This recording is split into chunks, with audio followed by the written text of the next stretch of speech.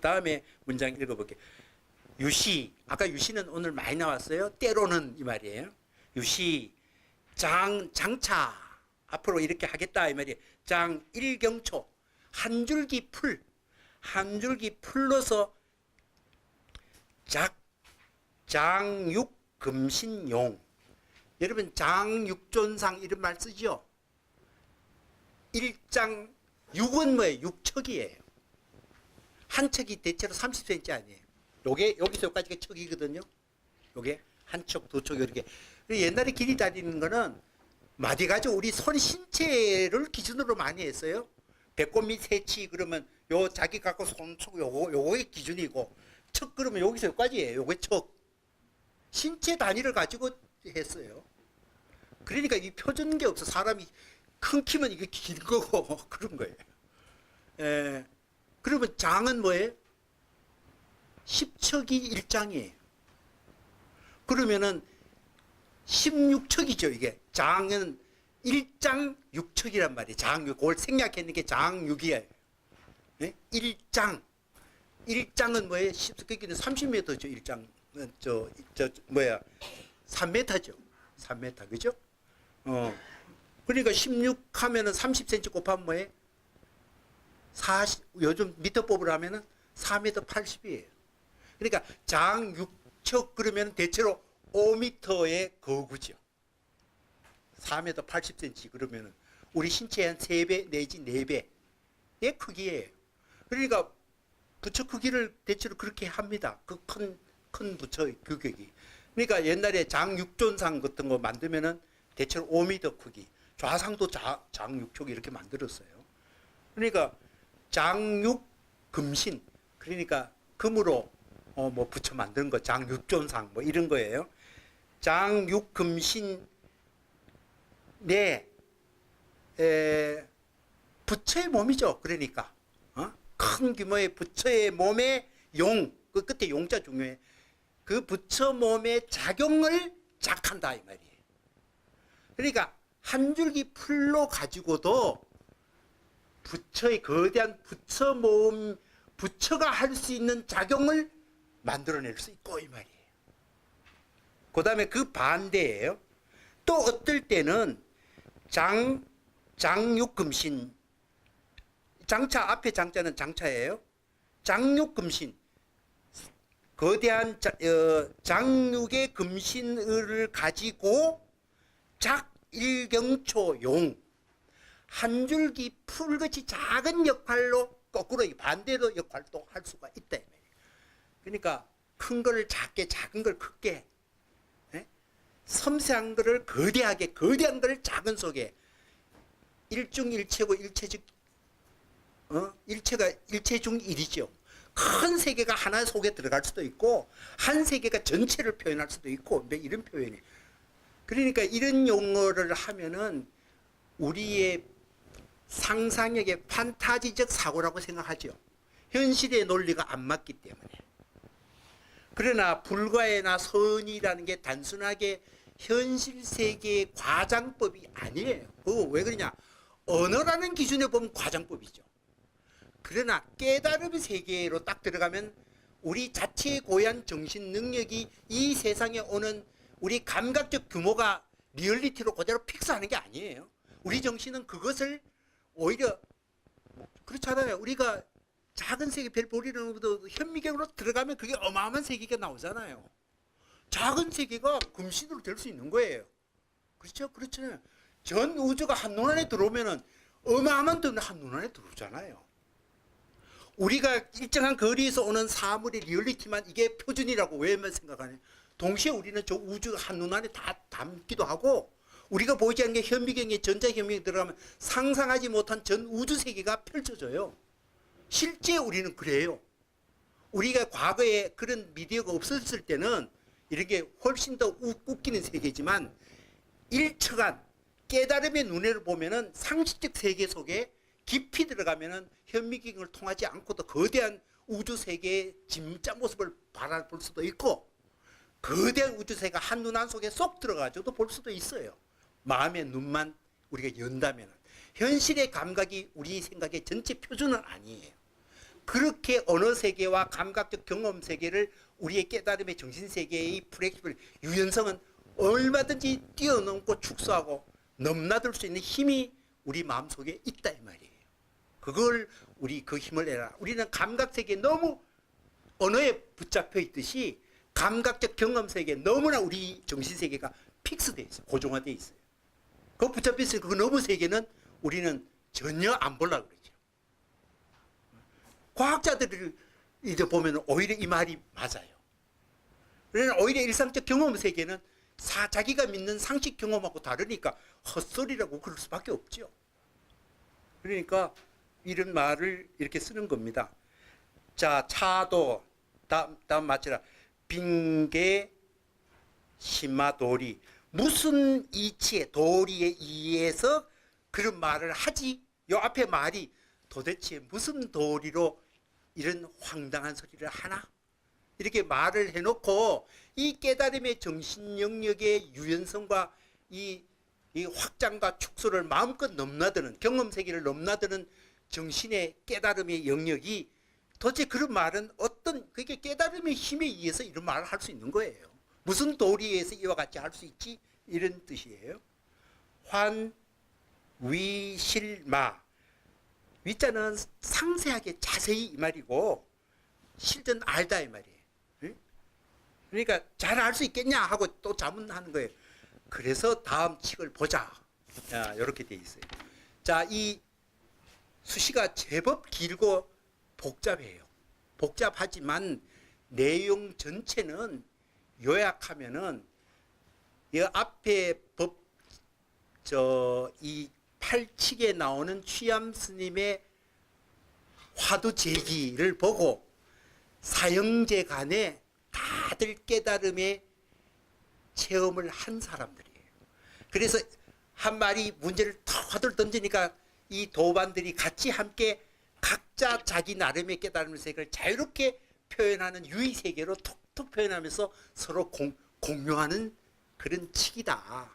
그러니까 이 한마디 말 속에는 우리가 경험 세계에 픽스되고 논리적 정보 처리의 논리적 정보 처리, 언어적 정보 처리에 매몰된 우리의 관점에서 보면은 이해가 안 되지만 그것을 오히려 뛰어넘은 우리 정신의 고유한 능력, 즉 깨달음의 정신의 능력을 맛본 사람이면 얼마든지 공유할 수 있고 서로 유의할 수 있는 칙이다. 그런 관점에서 봤으면 좋겠다.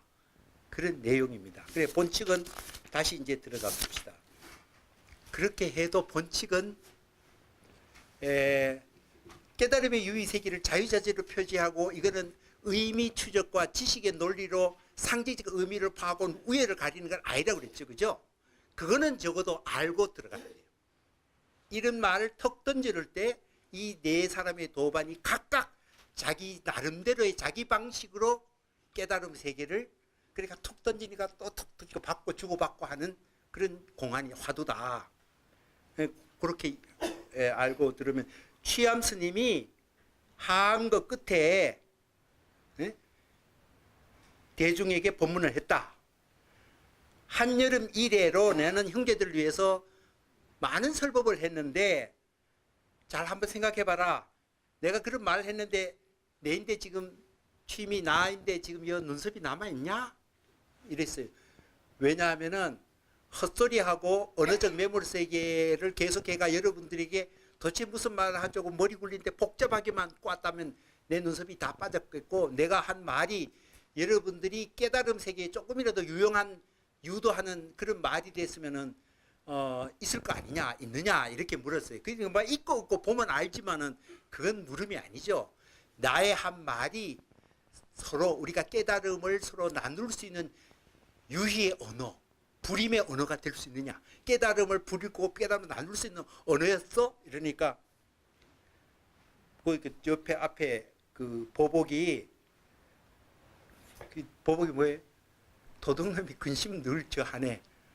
그러니까 그 말은 뭐예요? 그러니까 누가 원호 스님이 요 발언에 대해서 취미 스님이 지가 말해놓고 내 말이 문제 있는 거 아니야? 이렇게 말하니까 지가 쫄아가지고 하면 이거냐 저거냐 저렇게 말하니까 도둑놈이 지 걱정하면 어떡해?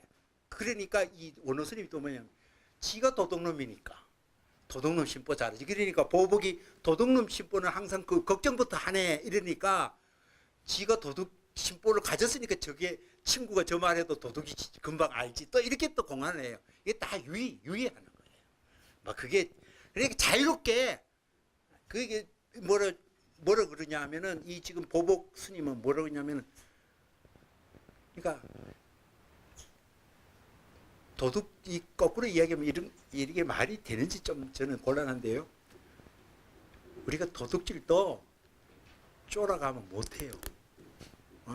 뻔뻔스럽게 해야 돼요. 그러니까 이게 도둑질 하면 안 되는데 가면 도둑질 절대 못해요. 그러니까 깨달음 세계에 정말 확신이 있으면은 내가 이 용어가 깨달음을 유도하는 용어의 깨달음이 확신이 있으면 이런 말도 안 해요. 내가 부리는 언어가 진짜냐 가짜냐 이거 묻는 거 아니에요. 그러니까 네가 뭐 쪼느냐 뭐 네가 도둑놈이냐 문제 없어. 이렇게 얘기한 거예요. 제가 보기에는. 어떤 해설도 여기에다가 논리적 분석하지는 못하잖아요. 지금 어느 유의니까. 우열 판단도 하면 안 되고. 그러나 이 보복 정전도 그 말을 갖고 유희로 도둑놈 별 걱정 다 하네. 네가 지금 언어 가지고 도둑질을 한 거 아니잖아. 쫄 필요 없어. 좋아 이런 뜻이에요. 그렇게 공증해 주는 거예요. 공증. 아까 너의 그 말을 내가 수행하는 과정이나 하는 거 보면 네가 한 말을 다 우리에게 깨달음 세계를 얼마든지 맛보게 있는 말들이야. 도둑놈이냐 네가 도둑이냐 별 걱정 다 안 해. 좋은 거야. 이렇게 얘기해 준 거예요. 공증해 주셔서 공증. 그 다음에 장경은 뭐라 그래요? 생야. 눈썹이 다시 새로 난다야. 이렇게 해요. 눈썹이 나는 거 저도 눈썹이 시커먼데 저도 깨달음의 용어만 하는 것 같아. 거짓말 안 하는 것 같아. 눈썹 난다는 건 뭐야? 굿. 이게 거짓말을 하고 언어에 걸리면 없어져야 되잖아요. 그게 눈썹이 있다 없다는 게 너 하는 말 자꾸 눈썹이 난다야. 깨달음 얼마든지 깨달음 유도할 수 있어. 오히려 뭐야 취업하는 거예요. 이렇게 북돋아 주는 거예요. 공증해 주시오. 그 다음에 운문은 관은 원래 빗장이라는 뜻이지만은 사실은 관문, 문턱이라는 거예요. 그 딱 뜨면 그 문턱 딱 넘어가면 깨달음이고 안 그러면 언어에 탁고 자네가 하는 그 말은 이 우리 사제가 하는 말은 아마 여기 뭐 다른 해설을 보니까 난 나이는 잘 모르는데 취함이 제일 막내였다고 나이가 제일 적었다고 그래요. 그러니까 운문이 사형이겠죠. 아이 자네가 하는 말은 참 멋진 관문이야. 그 문턱만 놓으면은 완전히 깨달음을 얘기하고 자칫 이거 잘못 받으면은 나락에 떨어지는 말, 그 관문일 수도 있어. 자기가 보기에는 또 뭐 그것도 공증해 주는 거예요. 자 문턱 기가 막히게 잘 만들어놨네 이런 거예요. 자네 말은 그런 거다. 깨달음과 깨달음 아닌 세계의 문턱을 기가 막히게 그 말, 그 화두는 그런 문턱을 아주 기가 막히게 어디가 경계가 어딘지 알아야 사람이 넘어가는지 아는지 알 거 아니냐. 문턱 잘 또 만들었다. 그런 뜻이에요. 막 그런 뜻이라고 해석하면 안 되죠. 마음대로 해석하세요. 그래도 우리가 원어 스님의 의뢰한다면은 전부 이 용어들이 서로가 공증, 깨달음을 서로 백업해주고 확인해주고 서로 나누고 즐거워하는 공안들이다. 말은 다르지만 그 말을 각자의 깨달음 세계를 취업, 맞아, 좋네, 얼씨구 저씨구 좋아 이런 뜻이에요. 그렇기 때문에 그게 누가 뭐 우열이고 이게 진짜고 가짜고 그럴 때 바로 나락에 떨어지는 거죠. 그러니까 이런 회칙이다 이렇게 하고 송을 봅시다. 그래서 제가 지난번에 또 초기에는 이 선을 이 2시간 하는데 1시간에 한 칙 했는데 수시하고 본칙하고 송하고 도저히 안 되겠더라고요. 두 칙 한 해에 한 칙 넘어가는 것도 잡소리 빼고 이 문장이 팍 들어가야 해요. 그렇다고 안 하고 뭐 이거 이렇게 알아서 하시오 이렇게 말 못 하잖아요. 원문을 다 하고 하는 게 그래도 가장 좋습니다. 이 원문을 하니까 많은 분들이 이 낯선 이게 또 까다로운 이 또 백화체 한문 이 고문이면 차라리 날 수도 있어요. 이 백화체 선문이니까 이게 더 안 어울리는. 그러니까 문장 보고 막 까다롭다 그러는 거예요 또. 그 저는 제가 소화해서 좀 잘 이게 다이제스트 소화를 잘 해가지고 좀 먹기 좋도록 뿌려준다고 하는데 제 말도 어렵죠. 저도 압니다. 근데 뭐 제 능력이 그까지밖에 안 되는데 어떡합니까? 송은요 취암시도 청고무대 취암이 대중에게 법문하였으니 시도는 시중하고 똑같아요. 도자가 무리 도자거든요. 여러 무리에게 시라는 거는 법문했다 이 말이죠. 시중하고 똑같은 거예요. 이 법문은 청고에 무대하다. 진짜 오랜 역사에 그걸 대응 마주할 아무도 없었다. 이렇게 얘기해요. 그게 이제 그 다음 문장에 관자 상수 관자라는 말로 한 게 운문스님이 관 이랬잖아요. 그 운문스님이 관자로 상대해서 수는 주다 이 말이냐. 보수 되돌려 주다 이 말이에요. 갚다 이 말이잖아요. 우리가 수작이라는 말 하잖아요.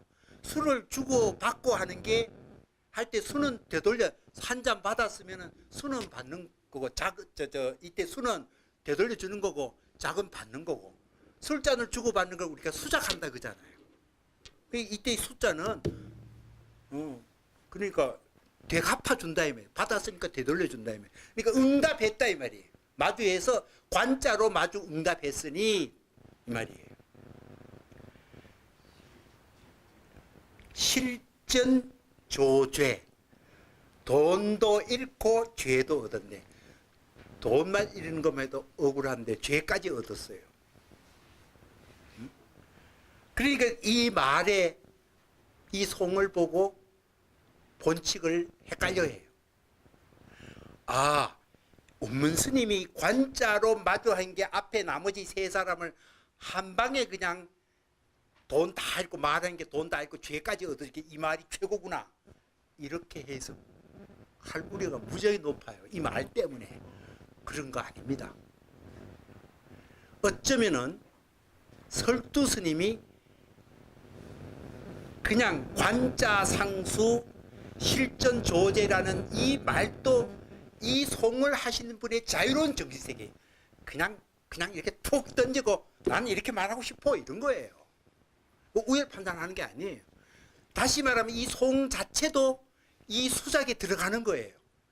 뒷날이지만 설두스님이 이 화두의 현장에 들어가서 송으로서 그 화두에 주고받고 있는 자기의 깨달음 세계를 또 한 번 수작을 해가지고 탁 하는 거예요.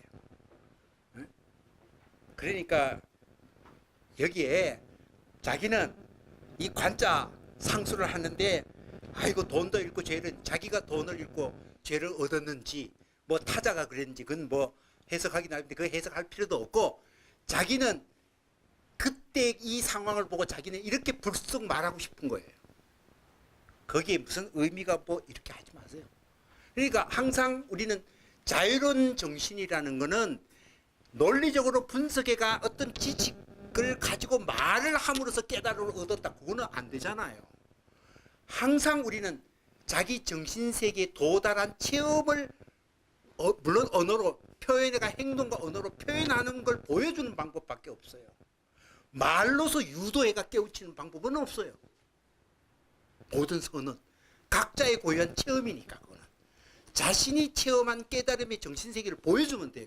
그러니까 이 사람이 이 수작에 뒷날 느껴지만은 이 언어 세계로 같이 유의에 들어가서 이 관자가 대답하니까 이게 다 돈도 잃고 죄도 잃었네 뭐 그냥 이렇게 불쑥 던지고 자기 자유롭게 말하는 거예요. 그러니까 여기에 다시 우열 판단하고 그게 이제 언어 유의에 빠지는 거예요. 언어 논리에 빠지는 거예요. 우열 판단한 거 아니에요. 그 다음에 요도 보복. 그 다음에 또 문장이 나와요. 보복 스님은 요도 정신이 흐려졌다. 보복 스님이 정신이 흐려졌을까요? 멍청해서 지금 이 주체도 모르고 아까 도둑놈이 근심 말리 그 도둑놈이 뭐 근심이 그칠 날이 없지 뭐 이런 말 그렇게 했을까요? 그러니까 이 설두 스님이 이 보복 스님의 또 마치 워십 이렇게 존경해서 막 훌륭합니다 이래야 되는 거예요. 그거 아니에요. 자기가 선사라면은 보복도 정신 나갔네 이렇게 말하는 거예요. 그냥 그것이 웅크리는 사자의 모습이에요. 자기 정신을 거리낌 없이 그냥 툭 뱉는 거예요.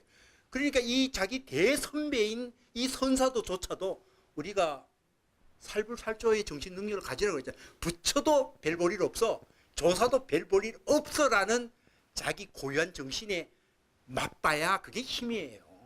그걸 갖다가 그냥 어느 논리에 빠져가지고 빈정거리고 내가 니보다 낫다 우열의식에 빠지면 그거는 쪼다지만 고유한 깨달음은 그런 것을 안 안고 다시 앓고 고유한 자기 그 자유로운 정신을 그냥 표현할 때 되는 거예요. 그러니까 오히려 기계가 넘쳐. 요도 보복도 정신 흐리는 보복은 보복은 이게 좋다 그래야 될지 나쁘다고 그래야 될지 내가 어떻게 말할 수가 없네.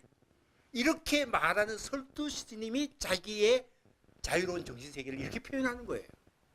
그게 진짜 송하는 거지. 송이라는 거는 말로서 훌륭합니다라고 평론해서 훌륭하다고 그리는 게 아니고 자기가 같은 정신체험 세계를 나누도록 자기 정신의 고유성을 거기서 맛보게 해야 진짜 칭찬하는 거죠.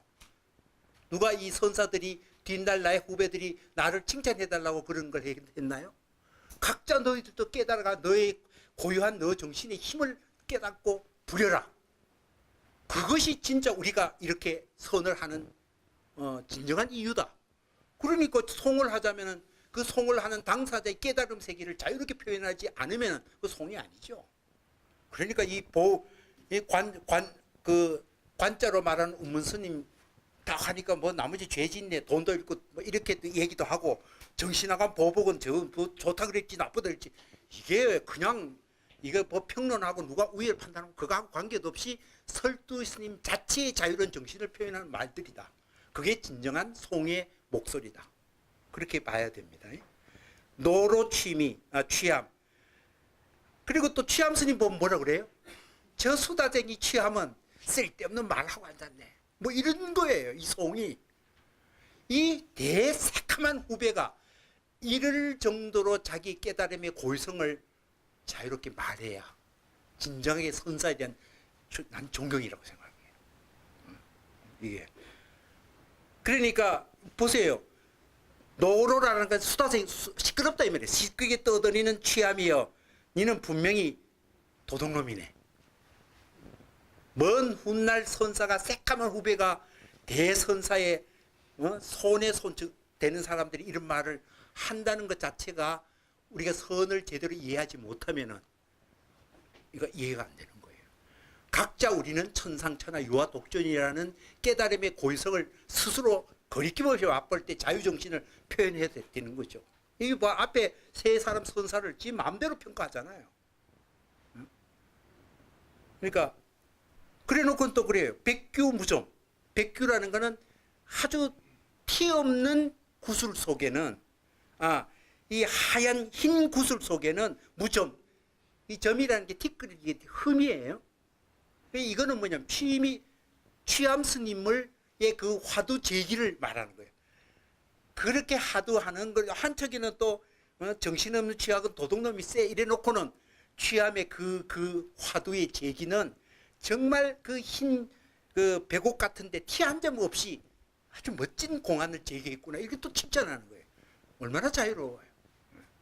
그리고 누가 진판 그 수반 진가 누가 그 화두의 진짜인지 가짜인지 누가 판단하랴.